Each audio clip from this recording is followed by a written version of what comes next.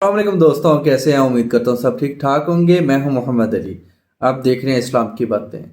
آج ہم بات کریں گے مقبولیت کیسے ملتی ہے۔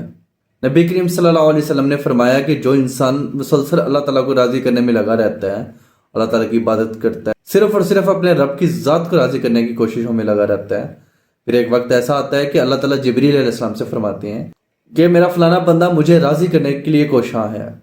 پھر اللہ تعالیٰ جبریل علیہ السلام سے فرماتے ہیں کہ اب میری رحمت اس پر ہو چکی ہے، میں اس سے راضی ہو گیا ہوں۔ یہ سن کر جبریل علیہ السلام آسمان پر اعلان فرما دیتے ہیں کہ جو فلانا بندہ ہے اس سے اللہ راضی ہو گئے ہیں، اللہ تعالیٰ کی رحمت اس پر ہو گئی ہے۔ پھر یہ سن کر عرش اٹھانے والے جو فرشتے ہیں وہ بھی یہی اعلان فرماتے ہیں کہ فلانے بندے سے اللہ تعالیٰ راضی ہو گئے ہیں، اللہ تعالیٰ کی رحمت ہو گئی ہے فلانے بندے پر۔ پھر یہ سننے والے ارد گرد جتنے فرشتے ہیں وہ بھی یہی اعلان فرماتے ہیں، یہاں تک کہ ساتویں آسمان تک کے سارے فرشتے یہی اعلان فرما دیتے ہیں کہ جو فلانا بندہ تھا اللہ کو راضی کرنے کی کوششوں میں لگا ہوا تھا، اللہ تعالیٰ اس سے راضی ہو گئے ہیں، اللہ تعالیٰ نے اس پر اپنی رحمت کر دی ہے۔ یہاں تک کہ یہ بیان زمین تک اتار دیا جاتا ہے، زمین میں بھی اعلان فرما دیتے ہیں کہ فلانے بندے سے اللہ تعالیٰ راضی ہو گئے ہیں۔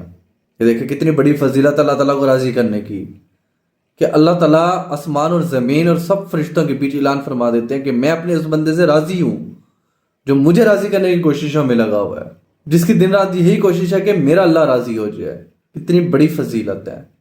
اللہ کے بندو، اللہ کو راضی کرو۔ ہم دنیا میں آنے کا مقصد بھول گئے ہیں۔ اللہ کے بندو، ہم دنیا میں اللہ کو راضی کرنے کے لیے آئے ہیں، لہٰذا اللہ کو راضی کرو۔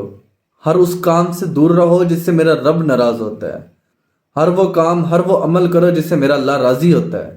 اللہ تعالیٰ ہمیں ان بندوں میں شامل کر دے جن سے میرا رب راضی ہے۔ اللہ تعالیٰ ہمیں عمل کرنے کی توفیق عطا فرمائے۔ جزاک اللہ۔